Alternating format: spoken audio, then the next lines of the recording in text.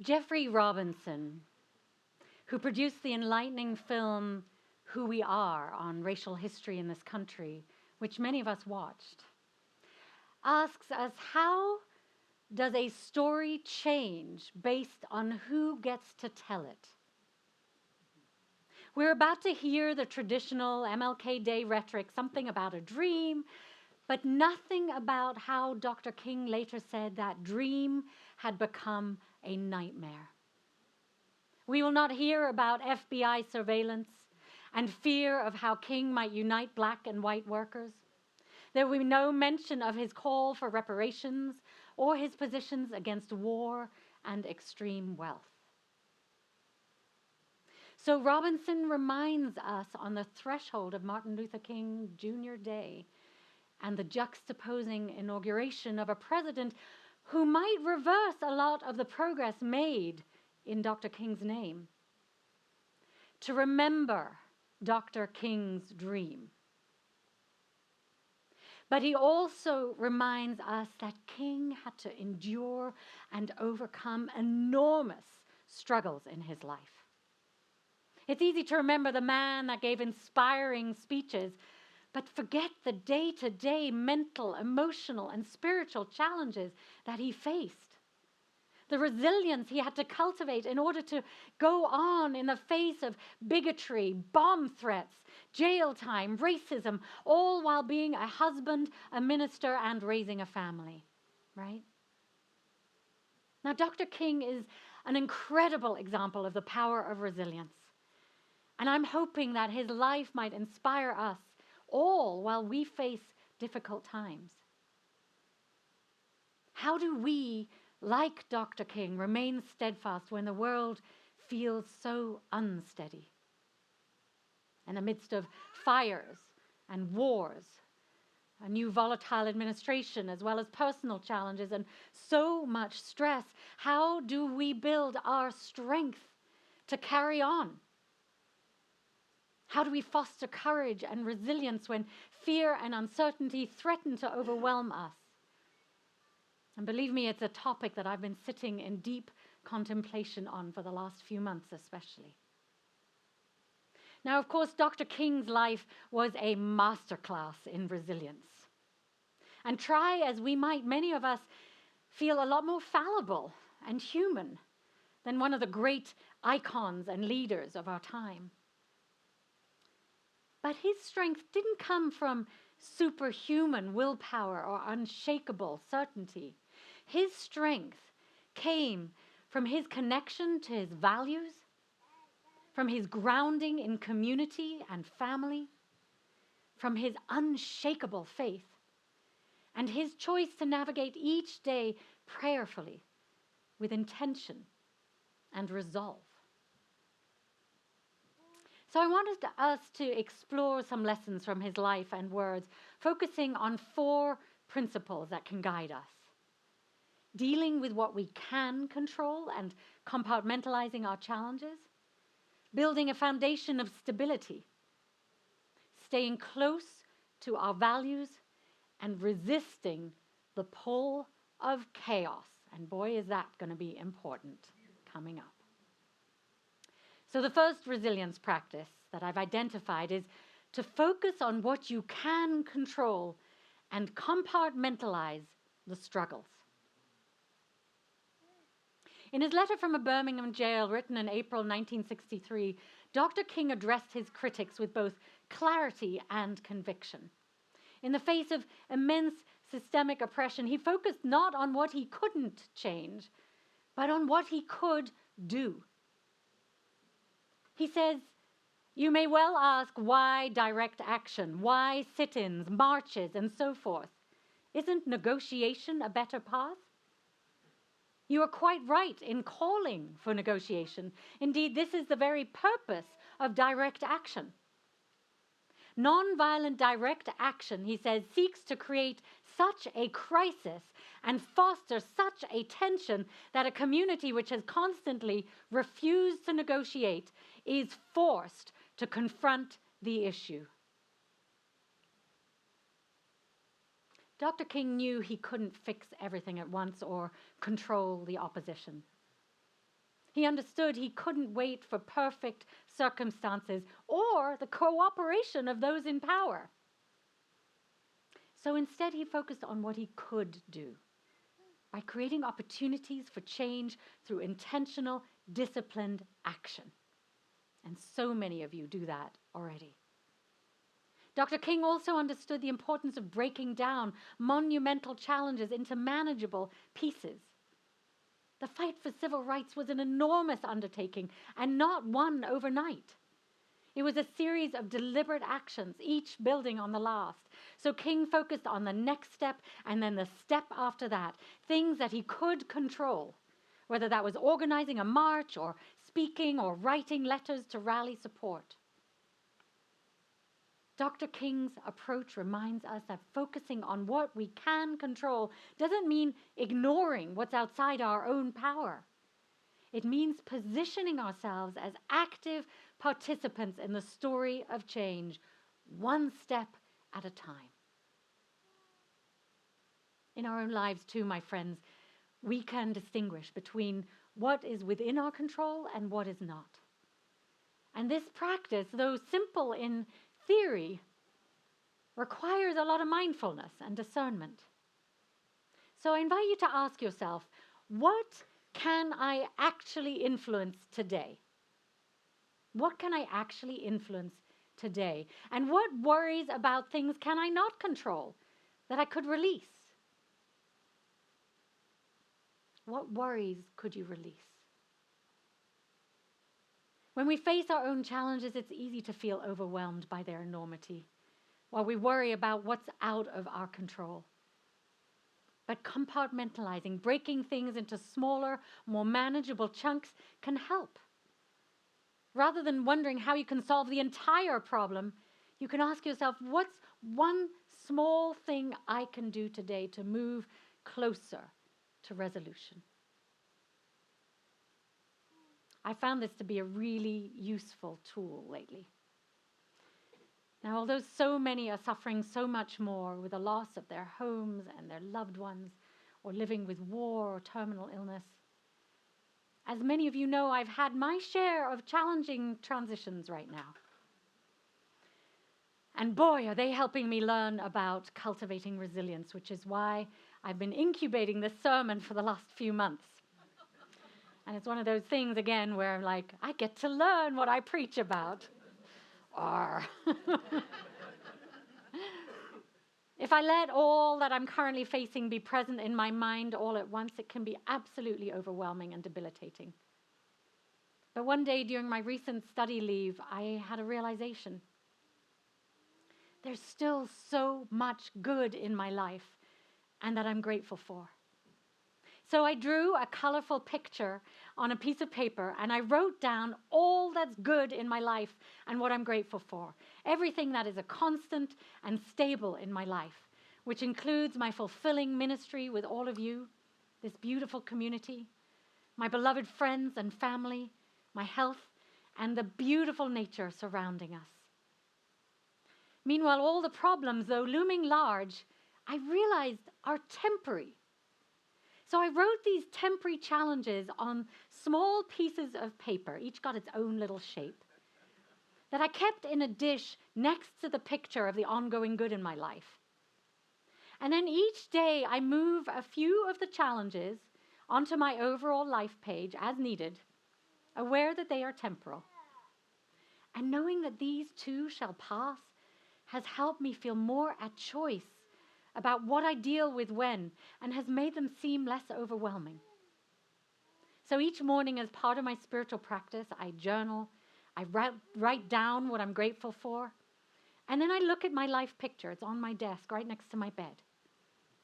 And then I choose which temporary problems I'm going to focus on that day. And at the end of the day, I consciously remove them from my life layout and I put them face down into the bowl next to my whole life. And I imagine that the universe or the power of love or the night or God or whatever your own particular belief is, maybe you're unconscious, that will hold the problems in care while I sleep. Only to begin the next day again, choosing what to focus on next. And this way, I concentrate on what I can control, what next step I actually can make a difference on. And I remember that difficulties are a part of life, but they're temporary, and I can release them at times and hand them over to something mysterious, greater than my own thinking. The second resilience practice that I've discovered is to build a foundation of stability. Now, Dr. King's resilience was rooted in his spiritual practices, his family, and his support of the movement. In times of chaos, he turned to those sources of stability to find his footing. As a young husband and father, King was deeply concerned about the safety of his family, who were directly targeted by the racist backlash. And during the Montgomery bus boycott in 1956, Dr. King was 27 years old, a relatively new pastor, and emerging as a leader in the civil rights movement. And the boycott, which began in December 1955 after Rosa Parks was arrested for refusing to give up her bus seat to a white passenger, was a watershed event in the fight for racial equality. At this time, King had been thrust into the spotlight as the leader of the Montgomery Improvement Association, organizing the boycott. The pressure was immense, and he faced relentless threats and criticism. And after receiving numerous death threats against himself and his family in 1956, King found himself shaken and in a state of despair and uncertainty. That night, sitting alone in his kitchen, he prayed aloud to God for guidance and strength. And he later described hearing an inner voice, a profound spiritual reassurance saying, "Martin Luther, stand up for righteousness. Stand up for justice. Stand up for truth. And lo, I will be with you even until the end of the world." This experience gave Dr. King renewed strength and courage, and just days later, his house was bombed, yet he responded with calm resolve, urging his followers to remain nonviolent and to trust in the power of their cause. This moment in King's life reflects his humanity, both his doubts and his fears, but also his capacity to draw on faith and inner resolve to continue his work. It became a cornerstone of his leadership and a testament to the power of spiritual grounding in the face of adversity. And I invite us to do the same. That moment fortified him for the struggles ahead. It reminded him of the importance of having a stable foundation, a platform from which to act with clarity and courage. Now, for us, that foundation might be regular spiritual practices, or exercise, or journaling. It might be the presence of a trusted community such as this, or friends and family. Or it might be the physical spaces we create or routines that ground us. Stability doesn't mean being fixed in one place. It means having a place of strength to return to again and again. So I invite you to consider what's stable and good in your life. I notice myself putting my feet solidly on the ground. And I encourage you to write down what helps you stabilize so that you can see it easily, to remember it when you feel shaky and life gets overwhelming. And the third resilience practice is to stay close to your values. Now, Dr. King's life was a testament to the power of living in alignment with one's values. Even when faced with opposition, betrayal, and the threat of violence, he never wavered in his commitment to justice, compassion, and nonviolence. What an example. In his letter from a Birmingham jail, he wrote, "There was a time when the church was very powerful. It was during that period that the early Christians rejoiced when they were deemed worthy to suffer for what they believed. In those days, the church was not merely a thermometer that recorded the ideas and principles of popular opinion. It was a thermostat that transformed the mores of society. So King challenges us to ask, what are the values that guide us? Are we, like the early Christians he admired, willing to stay true to our convictions when it costs us something? In a 1967 sermon, Dr. King said, "We must accept finite disappointment, but never lose infinite hope."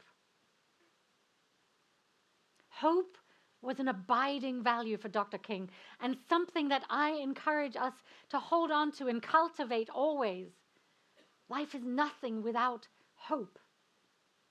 So what is the glimmer of hope we can find amidst troubling times, my friend? Let's remind each other. Let's look for those glimmers of hope together. It can be easy to lose sight of our values in the chaos and demands of the world, but our values are our compass. They help us navigate complexity and make decisions that align with who we truly are. And as Unitarian Universalists, we now have very clear values as guideposts. So repeat them after me. Justice. Equity. Transformation. Pluralism. Interdependence. And generosity. All based in a foundation of love. And at Chalice, we've added the values of kindness and compassion, diversity and growth to those. So I encourage us to act with those values as our guideposts, as our compass in the coming days and months. Are you with me? Yes. Are you? Yes. Okay, good. Let's remind each other. And I also invite you to reflect on what values matter most to you in your personal lives. It might be kindness or integrity or courage, or it might be peace, connection, or wisdom, or any number of other values. But I encourage you to discern and live into your values more fully, even in the face of uncertainty. What is your why? Why do you get up every day and keep going? Get clear on what pulls you forward into life, what truly matters to you and forms the backbone of your life. And then remind yourself daily of that from that place and live from that place. The fourth resilience practice is to resist the pull of chaos and find time to rest and rejuvenate.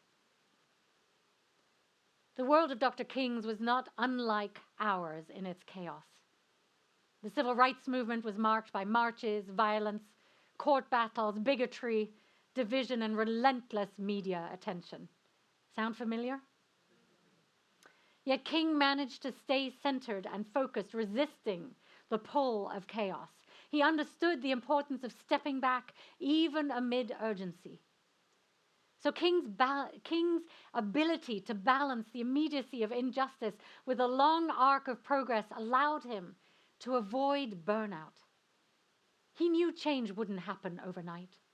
So he remembered that resilience required moments of rest, prayer, and reflection, spaces where he could reconnect with his vision and purpose, just like we create here every Sunday. Another great human rights leader, Nelson Mandela, said, "I have walked that long road to freedom. I have tried not to falter, and I've made missteps along the way. But I have discovered the secret that after climbing a great hill, one only finds that there are many more hills to climb." You know it, David, right? I have taken a moment here to rest, to steal a view of the glorious vista that surrounds me, to look back on the distance that I've come. But I can only rest for a moment, for with freedom come responsibilities, and I dare not linger, for my long walk is not ended. And nor is ours, my friends. Mandela, King encourage us to find spaces to be quiet, rest, and restore, because these practices are vital for us to continue on our path with courage, strength, and resilience. Having this last month to find my bearings, to rest and put my feet in the sand was immensely useful to help me ground and center amidst the chaos of life and for what's to come. And I encourage you to be intentional about finding such opportunities to rest and restore. And you know who I'm looking at right here. As the days and months get more intense, my friends, another way to resist chaos might also involve setting boundaries around our consumption of news and social media, right? It can drive us crazy. It can take us into such a negative spiral that we lose our strength, we lose our vitality, we get so sucked into the problems from the daily tumult. I invite us to take time to breathe consciously, to meditate, and to ground yourself in the present moment again and again. Chaos may rage around us, but with intention, we have the power to create stillness within, to choose what we expose ourselves to say no to that which is toxic and may harm our spirits, and to get sleep and do anything that restores our spirits. So, my friends, as we honor Dr. King's legacy tomorrow and begin a new chapter in our nation's story, let us remember that resilience is not about being unshaken. It's not about putting our head in the sand and escaping the fray. And it's not about being the perfect, together, activist human being. It is about being unyielding in our commitment to what matters most.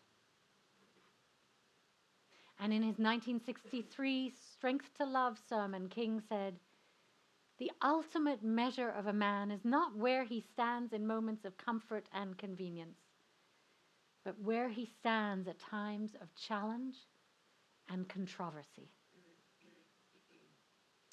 So may we, like Dr. King and so many other great leaders, focus on what we can control, find stability through our practices and communities, stay true to our values and our inner guidance, and find space to rest, breathe, and resist the pull of chaos. We close with the words of African-American abolitionist and women's rights activist Sojourner Truth, who said, "Life is a hard battle anyway. If we laugh and sing a little as we fight the good fight of freedom, it makes it all go easier. I will not allow my life's light to be determined by the darkness around me," she said. Amen, right? So, my friends, together, may we find the strength to move into these days with hope, resilience, and courage. May we draw on the power of this beautiful, loving community, remembering we are not alone. And may we laugh and sing together to cultivate the light within, so we may be a beacon of hope and resilience in challenging times. May it be so.